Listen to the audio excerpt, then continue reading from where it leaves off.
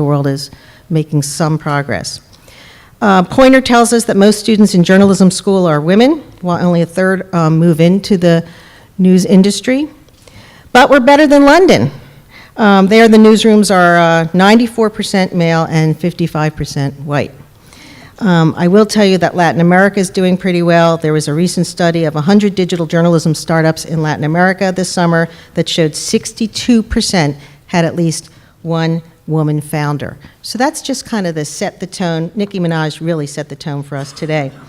A little bit about the ground rules. We're going to have we had so much fun talking on the phone about all these topics that we said, let's just make the phone call work here. So I'm going to throw some topics to a wonderful group, and they're going to, argue, debate, talk about them. About halfway through, or a little bit further, I'll give a signal to the technicians in the back to say we're going to cut off the live streaming so that you guys can ask questions and feel comfortable about doing so. One thing I want to ask is how many of you are new in the entry-level jobs?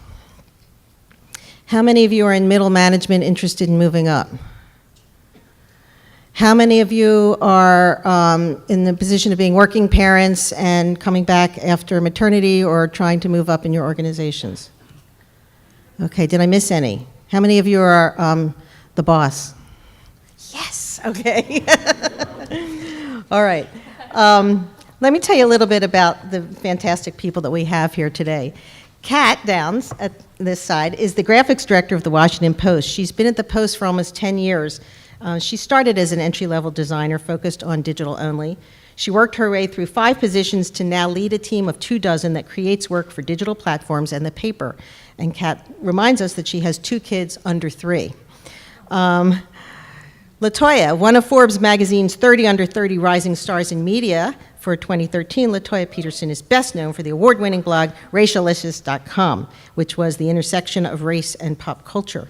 She's currently the deputy editor of digital innovation for ESPN's The Undefeated. Previously, she was an editor-at-large at Fusion, the senior... What, does it sound like a lot? Yeah, okay. She's really pretty great. She was the senior digital producer for Al Jazeera, and she was a Knight Fellow at Stanford. And Ariana Tobin is an engagement reporter at ProPublica, a job that she tells me she loves. And she's thinking about all the ways people use investigative journalism. She was previously at The Guardian, where she was an engagement editor focused on audience analytics, social media, and SEO. And before that, she worked at WNYC and made a big name for herself producing the technology-focused Note to Self broadcast. She's also been an NJ Bear Fellow. So I'm going to start with some questions for you guys, mostly from the ones that we brainstormed earlier. I'm going to switch.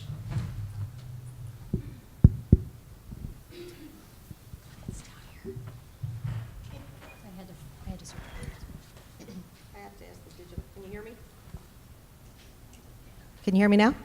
Okay, great. So one of the issues that came up in our heated discussion on the phone was the question of negotiating for salary and asking for raises and our heads going up and down on this one? Yeah. So who wants to start with that? Let's go down the line, Kat. Okay, sure. Yeah, we gotta get this party started somehow. Okay. Always ask for more money. That would be my first piece of advice. It seems obvious, but you would be very surprised how many people don't. And then, one of the things that we kind of talked about, which we can throw around a little bit, is this idea of figuring out what your market value is. You're almost always undervaluing yourself. 99 times out of 100, you think you don't deserve what you actually deserve. And so, one of the moments for me that was absolutely pivotal in my career was I had one friend at work who shared with me how much money she got paid. And, to say the least, it was significantly more than I got paid. And it totally changed my perspective on pay scales, and it changed my perspective on opening up the conversation so that you have a really good sense of your own value. Because, you are the person who's there, to fight for yourself and to fight for what you deserve. And I think that these ladies have probably had some similar experiences in that regard. Yeah, so I have been in the situation twice now where I actually did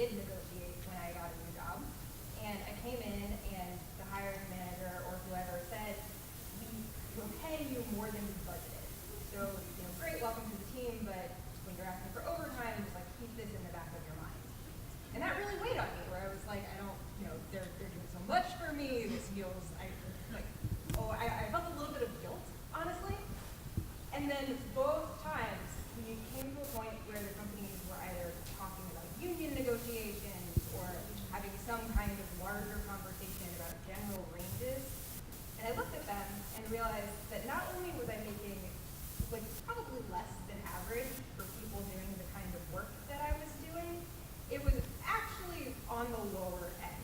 And most of the people around me were making more. So this job, one of the reasons that I love this job, for the first time, I know what I make, what everyone on my team makes, what my boss makes, what my boss's boss makes. And if I was creative and wanted to look through our not-for-profit disclaimers or whatever, I could probably find out what the boss's boss's boss makes. And it's just incredibly helpful because I know where I fall and how my work is valued and how it compares to everyone around me. I'm a big fan of understanding the market when you're negotiating. This is partially because for many, many years I was a freelance writer and a contract consultant speaker. Oh, there we go. Thank you. You can use mine. I can help you. All right, maybe all right, which one? Here we go. Okay. Hello. Got it? Okay. There we go. First panel of the day, y'all. Sorry. So I was a consultant and I was a freelancer. And when you're a freelancer, you have to figure out your hourly rate based on what's going on in the marketplace. And you can really, really undervalue yourself unintentionally. I did this in my first negotiation at NPR. I named a figure that I thought was really high, and then the woman who I was talking to, Anya, who I think is still there, she's super dope, blinked and was like, "Are you sure?" And I went, "Oh, let me make something up real quick. Might need some more." But you start understanding, like, when you are a consultant, how much you are for the market, and then when you go under an employer, because they pick up so many of your costs that you pay as a freelancer, like self-employment tax, that you're actually giving your employer a big discount. So when I came back to the corporate world, I was definitely a lot more hard-nosed of a negotiator. I went through this thing at the Maynard Media Academy, which is a wonderful program. And we're taught negotiation by the guy who did the contracts for the New England Patriots. And he brought his 3 Super Bowl rings for cred, which was a really interesting moment. And so what was cool about it, and because I talked to him, and most of the time people frame negotiation as zero sum, right? You're going to win, somebody else is going to lose, and you're just fighting about the money in the middle. But what he advocated for, and it's actually outlined in this really great book called Negotiation Genius. I highly recommend everybody reads it. I give it to all of my mentors and all my mentees. I'm like, read this book, figure this out for yourself. The key, a lot of times, successful negotiation is in widening the pie and figuring out the different things that you value and then trading on those. So after reading that book, I was coming in for a negotiation with my first corporate job in about 8 years, which was Al Jazeera America. And I felt very confident saying, okay, based on the market, this is how much I make. All right? And if you can't meet that price, that's cool. I just don't want to work Fridays. Like, there was just this whole trade-off. They ended up paying the full price. So it was like, because I have to work all the time. But that was the job that also pushed me into more of the executive realm. It pushed me over 6 figures, and it allowed for a lot different type of career acceleration from there. So really understanding, like, what you bring to the market and what you bring to the table, and figuring out also what other people value is important. The second thing, and I'll reinforce what Kat just said, salary clubs are a thing. All right? I've been sharing my salary with close friends for, I think, 5 or 6 years now, both men and women in media. And we tell each other how much we make, how much somebody was offering, how much they were going, because we need that gut check of figuring out if somebody's coming in high or low, if someone's doing this thing. You can only really do this with people you trust, right? You don't want somebody to use your salary against you. But sometimes you have to come in, and when you see, like, you see something happen with your friends, you just ask, like, look, I'm not trying to disrespect you, just let me just check in. What are you making right now? Because let me tell you what I think you should be, particularly as a person who hires now. I'm like, let me tell you what I think you should be based on what I know of your skills and what I've hired for. And I think, honey, you're underpaid. I think you're going to need to work on that.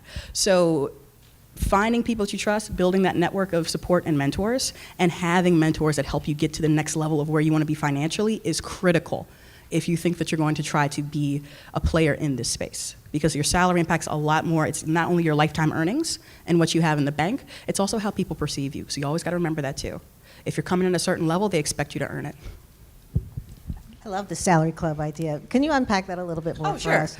So it started actually with a few friends of mine. So one was Megan Carpentier, one was Matt Thompson, and we were just talking about, like, these disparities in media that we were seeing, and we realized that we should probably just open up to each other. So this happened separately. It wasn't that, like, all of us were sitting together, that's happened before. But we decided, okay, we will both just trade this information to each other. And again, the idea is that you're going to keep it confidential. Like, I'm not ever going to use that knowledge that I know against Matt in any way. But it let me know too, like I was like, okay, we have similar skills, equivalent skills, you have more skills than I have in this period, which means that you are now making, a multiple more than me, maybe I need to go get that skill, let me figure this out. And then later when you see salary, so there was somebody who did a survey of salaries a few years ago on like quadrants of media, and figuring out like where you fall in that quadrant, and figuring out how you get from one place to another, because those are like the hardest jumps. Like that jump from 5 figures to 6 is a really hard one, and that jump from 6 figures from low to high is a hard one, and then that jump to million is a hard one. And you want to try to find people that are both walking the path with you and people who are ahead of you who can tell you like, hey kid, you are not charging enough for what you're doing. What's wrong with you? Go back and do that again. Yeah. I think it can be really uncomfortable to have these conversations with, I would recommend maybe trying it on a couple tracks. One is people who work at other organizations that are similar, which it sort of relieves the pressure of like, you're my colleague and you might get paid more than me, or maybe you're making less, and then that makes us both feel like a little bit weird, which is fine maybe if they're a little bit more distant from you in the organization, but it can be uncomfortable. So the thing is to look for, like Latoya said, people who you feel like you can trust. Another way of doing it that I've done before is to be a little bit more general about it. To either ask them about a specific figure. This is an offer that I got. Do you think it's fair? Do you think I should ask for more? If so, what kind of range should I be thinking of? Should I be thinking 5,000 more? Should I be thinking 25,000 more? Can you give me a sense of what you think? Talk to people who maybe have had offers from the organization before, either that they accepted or that they turned down. What did they offer you for a similar position? And those kinds of things that are a little bit more general about ranges or about positions can really help you just get that sense of the market, so that when you go into the negotiation, you just have the information that you need. And then secondary to that is sort of the tone with which you handle the conversations with the people who are wanting to hire you, or who are your bosses, and you're either asking proactively for an increase because you think you're not compensated fairly, or if you're taking a promotion within the organization. A lot of times people have just difficulty negotiating around those internal promotions because they're grateful they're getting a promotion at all. And sometimes they're like, well, my responsibilities aren't going to change that much, or they come up with all kinds of like reasons why you shouldn't sort of put that kind of pressure on the relationship. But those are the times when it's really important. And I think framing it in a way that's like, I want to do this. I want to be part of this organization. I want to accept this job, or I want to accept this promotion. But in order to take on the responsibility of X, Y, and Z, I need this. And again, to Latoya's point, it's not just about the money, it's also about all of the other things that come along with the package. Right, and a quick follow-up on that. How many people watched Insecure this season? Right, and so you saw Molly's salary, like finding out that the white guy who in her firm was being paid like 20 grand more than her. She was like, what? How? Right? And so one of the things I do want to stress in this, like we put a lot of personal responsibility on women because we do need to step up and ask for more, but also realize there's an employer side of this that could be a little screwed up. And you will hear from people like, like the story that was shared earlier that was just about, oh, well, we're already paying you higher in the market. And that might be true for that employer. That is not true for everybody. One of the first pieces I ever wrote and was published, it was in Bitch magazine. It was called Dollars But No Sense. And it was about the difference between women's magazine advice about money and men's magazine advice about money, right? And so and I was comparing Marie Claire and Maxim, right? And like Maxim is like, every guy that I know is like, that's like the toilet read. Like you just put it over there and you just like pick it up. And like the financial advice in there was fire. And it was like little bunnies. It was insane. It was such a weird change. And like, Marie Claire was all about like, this is how you spend it. And Maxim was like, oh, are they not paying you? You need to walk. Time to go. Next job. I was like you need to get that salary moving. But that is one of those things that people kind of don't tell you. Like when you're internally, it's really, really hard sometimes to negotiate those increases, partially because it might be a corporate policy that you have no control over. Even as a manager, you don't have control over. And it's just like, there's an amount of money that we can pay, and this is what it is, right? And then, so on your side, the responsibility is in, okay, do I need to then go to come back, right? Because sometimes when you want to transition, and a lot of my friends have run into this, when you want to trade up to that next management position or something, it's easy to undervalue if you're still in the organization. And so a lot of times you do have to be prepared to walk. And when you're prepared to walk, so, Molly and Insecure, she should have laid that stuff on the table with those guys. She knew she was going to walk. She might as well have been like, all right, well, I already know you're paying his guy more than me. I'd like that increase. Because if you know you're going to walk, you have the power. You know you can go somewhere else, and you know it can work out. And I would also just say that I think that some of y'all in the room raised your hand and said your bosses, which is awesome. And I think that the bosses have you have a responsibility to argue for fair pay for the people who work for you, because it's sometimes in the organizations, the higher up people in the organization will want to pay people as little as they can in order to get more people working. I think this happens across many organizations. I have friends in a lot of different places that say similar things. And personally, I always try to go in there and say, this is what's fair. This is the market rate. Maybe you can get somebody in for less than that, but in a year, 2 years, 3 years, when they're recruitable and other people are coming after them, this number is not going to hold them. And so let's be fair to them from the beginning. And I think that we have to sort of fight for equal pay for people across the organization and within our teams. And that kind of gets us a little bit to maybe the next question on the list, which is about this idea of having people who will sponsor you and who will fight for you, who will be transparent for you, and who will argue for your best interests when those conversations come up. So there were 3 words on the table in that discussion: sponsors, allies, and mentors. And some of you liked some of them, and some of you hated some of them. So let's hear. I feel like we all thought they had different value. Okay. Value, but different value, perhaps. Yeah, we liked all 3 words. But they're slightly different. So a mentor is someone who you can go to and get advice, and maybe you can get honest advice, you can get personal advice, you can get kind of disconnected advice, like an outside perspective, or sometimes more. Sponsors are people who, when you are not in the room, have your back. And they are people who say, I want this person on my team. I have worked with this person. This person is great. Here is what they can do. You should pay them fairly. If you don't, they might leave because they're that good. And then allies, I don't remember if we defined allies, but I think allies is like the lateral connection. So it's someone who in the organization has your back, works with you well, cares about you, and then can send the nice email when the project has gone well at the end of the day that makes everybody recognize what kind of work went into it. And I think we all kind of know you need these relationships, but I think it can be tricky how to get them, how to find them, how to nurture them. There's a lot of programming supporting mentors, and I think that sort of advice is helpful. But how to get sponsors, doing great work is one. That's should be at the core of all of when you go to work every day. That should be your number one priority, to deliver great work. But then also to make sure that your work is visible to the people who might be those people who are in the room. And that can be hard depending on your management, depending on the other people in your projects.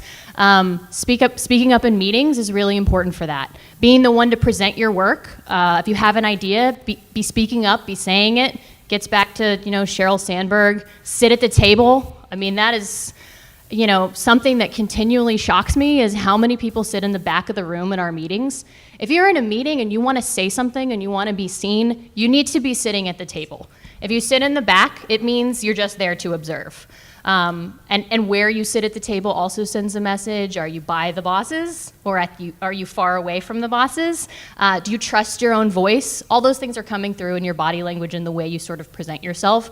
And the sponsors are the people who are going to be observing you and your behavior in those public settings, and they need to see you get out there and, in a sense, deliver, perform, show them what you can do, show them that you have those presentation skills.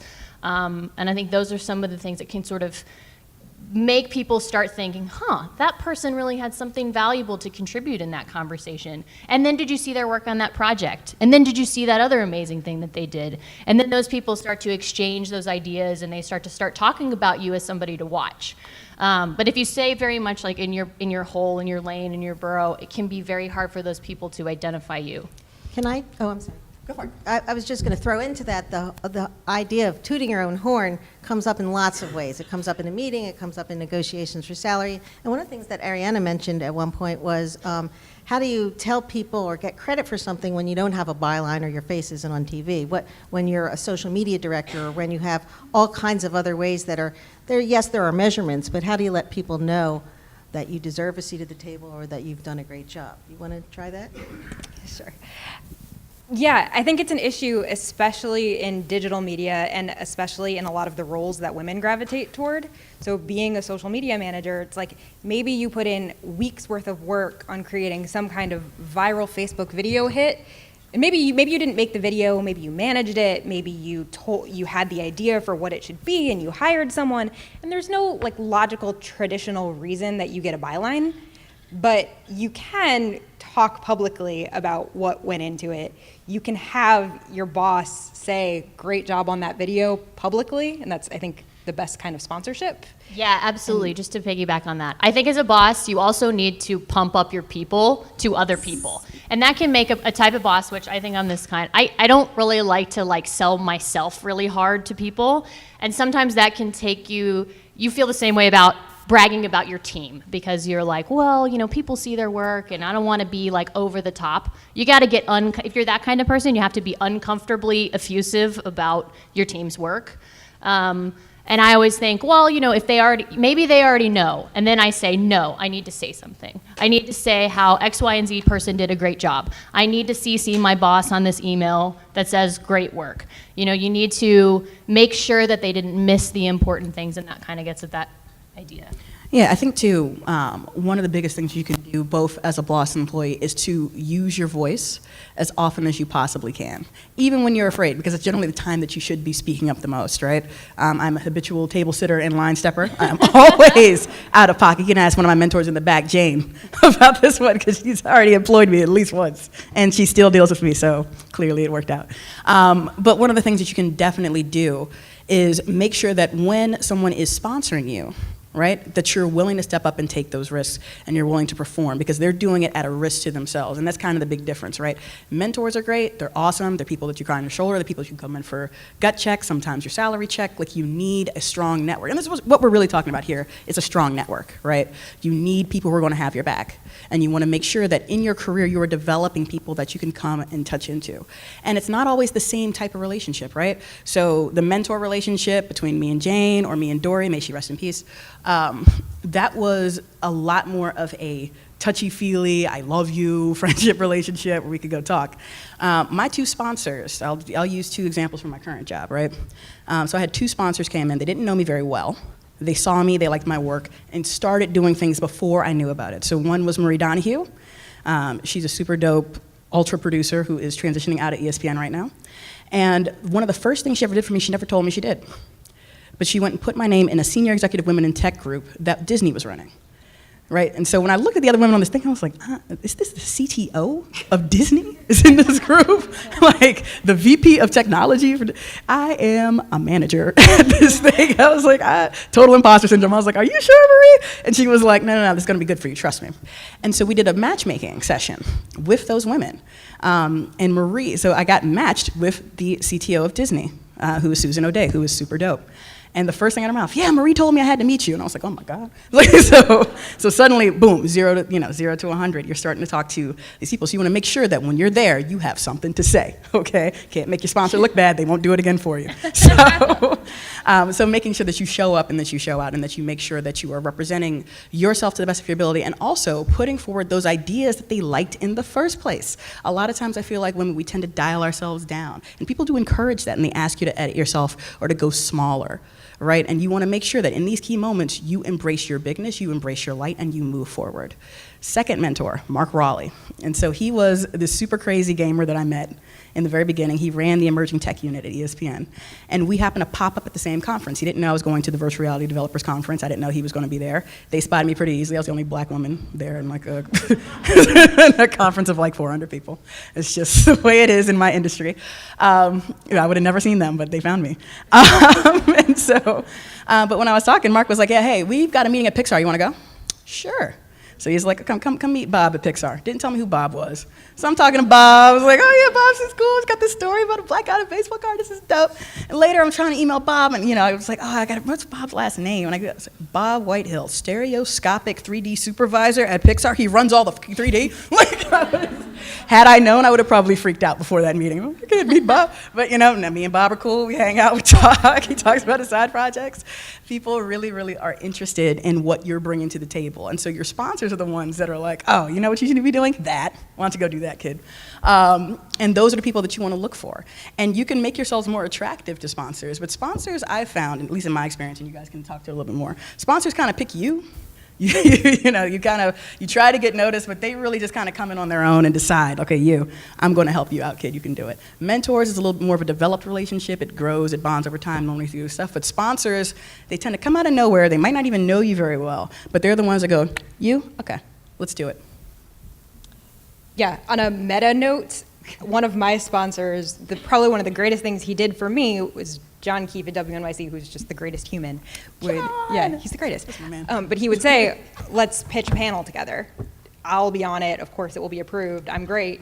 You come too. That's all true. John is the GOAT. Yeah. Or there are reporters at ProPublica at the moment where they'll write a story. I will help. I will volunteer to help. And then they will say, okay, maybe this isn't a place where we would normally give a byline, but we're going to put your name on this too.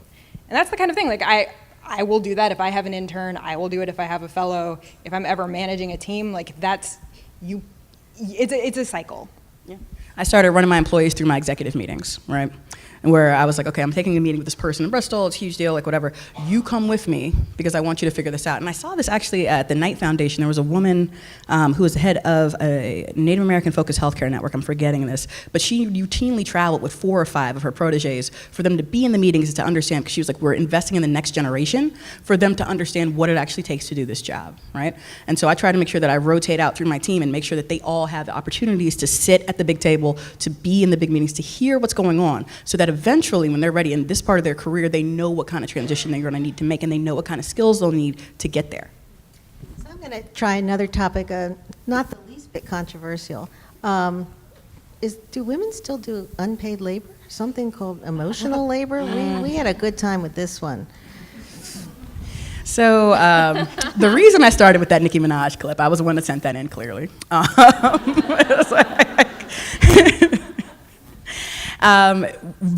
Besides the fact that it's literally the 3-minute version of Lean In. Cheryl, as my witness, she would totally accept that analogy. It's the 3-minute version. I read them at the same time. I was like, yep, this is 1 and 2. It's totally true. But one of the reasons I started with that is because there's this idea about how women should behave, how women should present themselves, that really does, particularly when you are a boss lady, starts to really mess with your career in some huge ways, right? And this idea of who we should be, right, at any given time. It doesn't matter what your industry, if it's the music industry like Nicki Minaj, if it's the tech industry like Sheryl Sandberg, right? One of the best stories she tells in Lean In is when she's talking to Mark Zuckerberg and he's starting to get uncomfortable because they're in this negotiation and she's going hard. And she had to pause and tell him, look, Mark, this is the last time we're going to be across the table from each other. Every other time, I'm going to be sitting next to you. And I just thought that was the most beautiful reframe of that. That was some straight mental judo where she was like, okay, look, you are feeling real uncomfortable right now, but let me tell you, it's about to be so much better for you because I'm going to be on your side. Like, this will work out. But I feel like understanding and owning who you are and your power as a person is key to you making it through this career path, right? And there's so many times when people want you to edit yourself down. I keep saying that word because I just finished this book called Extreme You by Sarah Robb O'Hagan, who runs Flywheel, which is a studio that I go to. And I was like, my God, this is amazing. And she's writing this book for people who are extremes, people who are very intense, and people who bring a lot to the table or to their work, right? I am definitely an extreme personality. I am not for everybody. I let people know that up front. Like, this is just what it is. This is what you're going to get. And that, choosing that kind of thing, choosing to be fully myself, comes with things. It comes with consequences. It's a choice that I make, and I say, okay, I might not be for you. And all of my mentors, many of them are here, can tell you stories of Latoya when she has gone off on somebody. But one of the things that's cool to remember about it is that you do kind of have to own that piece of yourself, because that is the thing that makes you you. That's the thing that makes you thrive. And if you are figuring out who you are, like for me, I'm an extreme personality. That's just who I am. I'm going to go hard. I want to go 100%. I break up hard. I do all of these things. All right, this is what I am. One of my employees is not that. She's got more of an introvert personality type. And one of the things I've always admired about one of my favorite bosses, Jen Salin from Al Jazeera, who's now, I think, at the Arab American Institute, was that she was able to mentor people to the point where where there could be extreme introverts. Like there was a woman I worked with, and I felt like I didn't even hear her talk the first like 6 months I was there. But she was able to be an executive producer under Jen, because Jen paid attention to what her skills were and what she was bringing to the table, and just compensated for it. So it's like she didn't have to fight for a place at the table because Jen made one for her, because she was that good.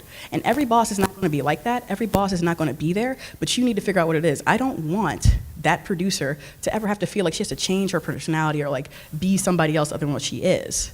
But you just have to figure out, okay, for who I am, what works for me, what are the things I can accept, what are the things I can't accept, and then how do I move more fully, and how do I find an environment that embraces and loves and respects that? I do think there's something in there about figuring out how to be yourself, but also being the best version of yourself. And that kind of gets to the idea of finding people who will give you frank and helpful feedback.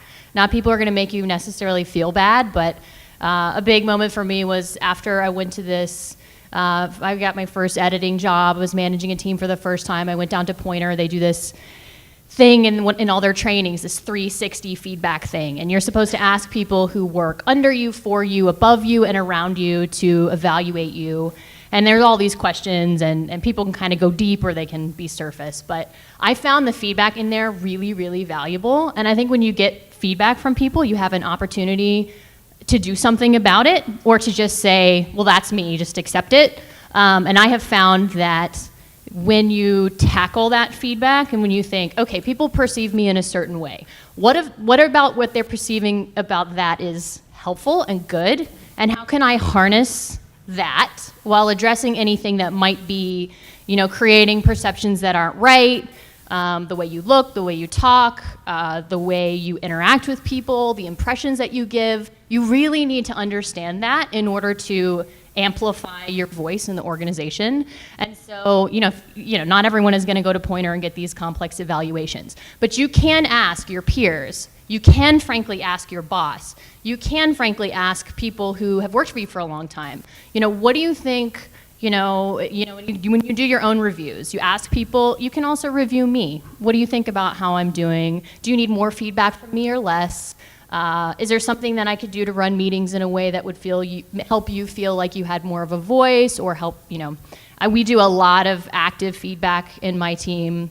And I think that all comes back to not just being you and saying, this is who I am and that's it, but saying, how can I continually improve? Because there's not a human being on this planet who cannot get better at what they do, both professionally, but also in sort of the way they connect with other people. And I think it's really important for us to remember that. You're not static. You're constantly changing and evolving. And you can change bad perceptions that people might have of you. You can change sort of the way you're perceived in the organization. It might be hard. But I think if you're active in tackling it and you have relationships with people who are going to help you get a sense of that, it can really help you move forward. Yeah, and that's a big one. I want to get to you in a minute, darling.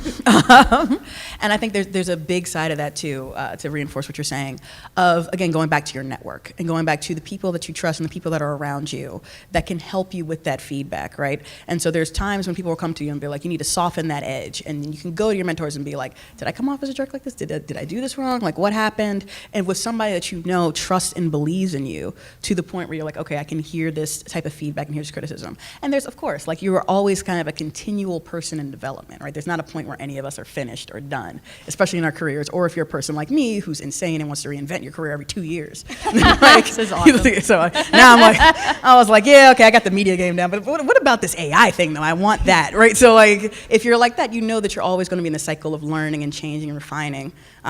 Example, right? So we talked a little bit about, Kat in particular talked about kind of the body language cues that you can use. And again, that can't be understated. Where you sit, how you're sitting, who you're next to, all of those things speak a lot of volumes. For me, I realize I am kind of a punk, I'm kind of a hip hopper, this is what I do, this is how I look, right? However, as on the executive level, you got to pull a look together. There's a certain thing you expect. Now, it doesn't mean that all of a sudden I have suits. I don't own one. But it does mean that I was like, okay, let me go to Trunk Club. Let me figure out if I can like pull the Star Wars t-shirt in with something that looks a little bit better so I look like I have an actual style, as opposed to just I rolled out of bed and I woke up like this. So, but, and that was a thing that for the career path that I'm in, which is television, technology, and things like that, it's totally fine for me to look like this, right? But there's those subtle cues that you're giving off that say, okay, I'm a fancy executive lady that looks like this versus, all right, I was the PA that just rolled off the truck that it looks like this, right? And figuring those things out and working and figuring out, refining both like your look, what your skills you need for where you want to go. That's a really, really big one. And like, again, you kind of need mentors to help you chart that path. A financial mentor, can't stress that enough. You need somebody that will help you figure out how you get from one level to another, right? One of my best mentors, who I love, Sabina, is a millionaire. And she's the one who's been talking to me. She's like, all right, well, I see that you're getting here. You've got these things in place. You need to do this now. You need somebody that's like that in your corner to help you get to the next salary thing. In the same way that you might get a personal trainer if you want to work on your body, the same way you get an accountant, you want to work on your money, you might want to get a mentor that's just about finance. I am serious about this because your financial future is your freedom, girls. Okay, let's just make this happen. I want a financial mentor. We'll find you one. Yeah. Especially if they're a millionaire. Yeah, I want to. Yeah. Did you say billion Her story, or million? Sabina's story is amazing. Yeah. Sabina's story is amazing. Amazing. Anyway, I'll tell it at some point, not necessarily publicly. I also want to hear, because on the phone we had a good conversation about emotional labor, and it came up as this is a thing women take on. It's part of like maybe a personality that you project into the newsroom. The other side of that, though, and this is where it caused some controversy, was how do we value this kind of emotional labor? So is this work that certain people do, and if they just don't do it, it doesn't get done? Or is it something where if you take it on yourself, you're like putting yourself in that corner for your entire career? And I don't think we came to any kind of conclusion. Well, I was just hoping that things had changed since when I was in a newsroom, when, they haven't? So, but they okay, changed so- since I've been in a newsroom? So- Kat's got some strong feelings about this. I Go. think that, so how it came up was a conversation about, okay, women are the ones who take the notes in the meetings or make the spreadsheets. Not or I, said the follow cat. Production emails. calendar. And I Hannah. said, which is true, no one's ever asked me to take notes in a meeting. But it's probably because I'm just not, Don't project that. So I just don't seem like the kind of person you would ask to take notes, because I'd be like, I'm not, no. Yeah. You know, I would, and I do. Yeah, so which yeah. is a personality thing, and that makes me, it's not, to me, that's not a gender issue necessarily. It's about what you project, and do you project something that people are, number one, it's not wrong to take notes. It's good to take notes. It can be a very positive thing to take notes. I want to be like clear about that. I am generally the because, only one in the room. I ain't taking no damn notes. Sure. you know, I think it's important. It's an important job. And if you want to do it, you should absolutely be doing it, and it's a responsibility that's respected. But if you're doing it and you don't want to do it and you feel like it's being dumped on you, that's a totally different situation. And I think that, to me, that gets back to knowing yourself and projecting the identity that you want to be seen. And if you don't want to be the note taker and you feel like people are asking you to organize parties or they're asking you to like bring the tissues for the bathroom, I don't know what they're doing, but Ticket taking. I mean, come on, like, you know, then you just say like, then you need to be thinking, why do people think I'm the ticket taker? Why are they asking me to take tickets? Okay, is it because I don't, I see myself a certain way, or I'm acting a certain way in meetings, or I'm always sitting in the back in the meetings? And those are the things that you need to kind of process and then figure out what are your action items for combating that perception of you. Because again, you can change that if it's something you want to change, or you have the option to leverage that for good, because that is also a way to have people see you as a team player or somebody who's going to be really helpful and integral in the functioning of the organization, and it helps you network because you're always in the middle of everything. There are advantages to that path as well, but it does get back to knowing yourself and understanding what you want and what do you want people to see you as, and what is that path for. I love that you said that about kind of getting a sense of what is your path forward? Like, what do you want in a year? What do you want in 2 years? And who are your mentors, whoever that's going to help you figure that out? This is your weakness. This is how you need to address it. This is your strength. This is how you need to amplify it. And that kind of comes all the way back around to just the relationships that you have and how you manage them. I'm also a big fan of calling these things out when you see them. I also work in scrappier environments, generally really male-dominated. I'm normally the glitch in the matrix where we all look around the room and we're like, somebody doesn't fit here. One of these things is not like the other. So a lot of times when I'm like, okay, cool. So if I'm taking the notes today, is it going to be John tomorrow? just making sure, We right? rotate Share- note taking. share. Right? We Oh, somebody- rotate note taking yeah. and you can some you of can our ro- meetings. but you can also you can call it out in a less jerky way, right? I do it jerkily because that's just how I like to do it. But you can do it in nicer ways. You can point out in places you're like, it seems like I'm always taking the notes. Or I have a good friend who works at the FBI. She's a manager there, and we had talked a little bit about this, and she was like, oh yeah, it's always, oh Amy, you're going to take the notes. Oh Amy, are you going to plan the party? And she was like, why would I? Do I look like I'm planning a party on the weekend? Am I here? What is it? Because sometimes people don't realize how they're coming across, particularly if you're in really male-dominated environments, right? They're not thinking about it. It's a reflexive thing. And then as soon as you go, so did you mean that way? They go, no. That's not what I meant. I've got the critical. notes, right? Yeah. I've got the notes. And that but it's extends to a really lot of about things. reading. It's about reading the room that you're into. Like, I'm in environments where people tend to scrap. I'm scrappy. Like, that's just what it is. If you're in an environment where people are a lot more orderly and nice about these things, probably like maybe a little more ProPublica, you might want to be more chill about how you respond.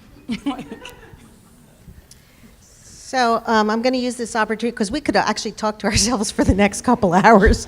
I'm going to use this opportunity to, if it's okay with you guys, we'll turn off the live streaming just so that you can ask realistic questions. Can we keep the screens up and the mics on, but turn off the live stream? Use this? You're going to use that for the audience, yeah.